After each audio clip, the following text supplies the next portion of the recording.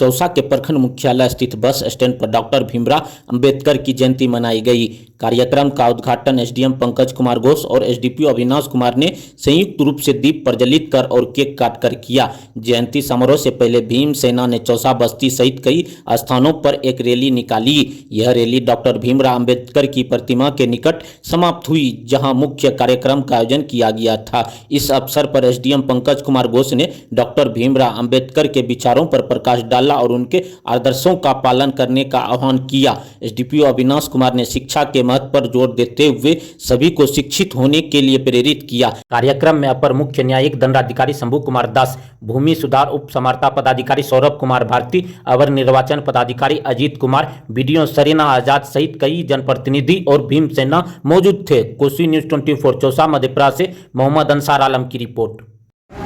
तो एक व्यक्ति जब अपने जीवन काल में और जीवन काल के बाद विचारधारा बन जाए, सोच बन जाए, तो वो व्यक्ति अमर हो जाए। उस व्यक्ति जब आप उसको 50, 60 साल, 100 साल बाद तक याद करते रहे कि इन्होंने क्या किया हमारे लिए, देश के लिए क्या किया, संविधान बनाया, डिप्रेस क्लास के लिए क्या किया, और शिक्षा, समाज को आगे बढ़ाना, समानता, विमेन राइट्स, इन सभी चीज के लिए जब व्यक्ति को याद किया जाए आज से 100 साल बाद, 60 साल बाद, तब वो व्यक्ति सही में महानता और अमरता की ओर जाता है। उसमें सबसे बड़े नाम में हमारे बाबा साहब आते हैं। आप सभी जानते हैं एक व्यक्ति का जीवन संघर्ष पूर्ण जितना रहा है बाबा साहब का, वो प्रेरणा का स्रोत। आज भी कई जगह आप देखेंगे तो फाउंडेशन, विचारधारा,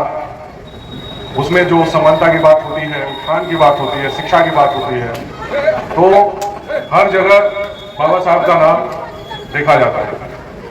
आप सभी जानते हैं कि शिक्षा कितना महत्वपूर्ण चीज है। बाबा साहब इस पे जोर क्यों डालते हैं? क्योंकि शिक्षा एक पायदान है जो आपको आगे ले जाती है। आज मंच पे आप देख रहे हैं, कोई न्यायपालिका में है, कोई ऑफिसर है, कोई जनप्रतिनिधि है, कोई रिटायर्ड प्रिंसिपल है, एसआईटी से रिटायर्ड है। शिक्षा से ही प्राप्त किया है, जन्म से प्राप्त नहीं हो, शिक्षा से प्राप्त। तो आगे बढ़ना है तो शिक्षा सबसे बड़ी पायदान है। सबने कहा कि और भी बातें जैसे नशाखोरी हो रहा है समाज में, उसको, उससे शिक्षा, जो हमारे बच्चे, आने वाली पीढ़ी, उसको पढ़ाए, पढ़ाने से ही वो आगे बढ़े। अगर आप उसको काम, मजदूरी और उसको एक दिन भर ऐसे छोड़िएगा तो आगे चल करके वो उतना काबिल नहीं बनेगा जितना आपने सोचा है कि हम अपने बच्चे को बनाएंगे। तो इसीलिए बाबा साहब का जो सोच था, विचारधारा है, उसके तहत आप सोचिएगा तो शिक्षा को बहुत प्राथमिकता दिया था। तो शिक्षा को प्राथमिकता मानते हुए आप भी समाज को शिक्षित करें, अपनी अगली पीढ़ी को शिक्षित करें। जो बचपन से लेके अपने प्रोफेशनल लाइफ के जो संघर्ष उन्होंने किया है, उससे निखर के शिक्षा का अलग को जगाते हुए जो मुकाम को हासिल किया है, उनको उनसे अवगत लगातार कराएं। उनसे संबंध में जो पत्रिकाएं हैं या जो पुस्तकें हैं उनको वितरित कराएं, उनका क्लास लें और नवयुवकों में एक क्रांति जगाएं, जिससे कि उन जो कि है शिक्षा के रास्ते पे प्रखर रूप से अग्रसर हो सके। हम सभी भारत के एक अनमोल रत्न डॉक्टर भीमराव साहब अम्बेडकर की जयंती एवं उनके द्वारा किए गए महत्वपूर्ण कार्यों को याद करने के लिए आज यहाँ पे एकत्रित हुए हैं। जैसा कि सभी को पता है कि विश्व का सबसे बड़ा लिखित संविधान हमारा भारत का है। तो संविधान को लिखने का काम है वो हमारे डॉक्टर भीमराव साहब अम्बेडकर जी का ही है। दूसरे अर्थों में कहा जाए तो हमारा जो संविधान है उसके वास्तुकार हमारे भारत रत्न डॉक्टर भीमराव साहब अम्बेडकर जी हैं। पूरे ड्राफ्टिंग कमेटी के अध्यक्ष के तौर पर संविधान को लिखना एक बहुत बड़ी चुनौती थी।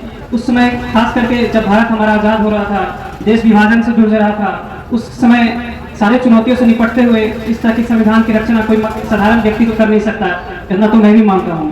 बाबा भीमराव साहब अम्बेडकर इसके समाज में समानता की महत्वपूर्ण क्या है, कितनी महत्ता है, उसे बताना, लोगों को जागरूक करना, ये किसी से छुपा नहीं है। डॉक्टर भीमराव साहब अम्बेडकर के द्वारा ही 1925 में एक रिपोर्ट सबमिट की गई थी, उसी पर आधारित है। इसके साथ ही आप देखेंगे भारत के आज़ादी के समय, खास करके 1925 के बाद या भारत के आज़ादी के बाद देश के महत्वपूर्ण नेताओं में हमारे बाबा साहब भीमराव की गिनती होती थी।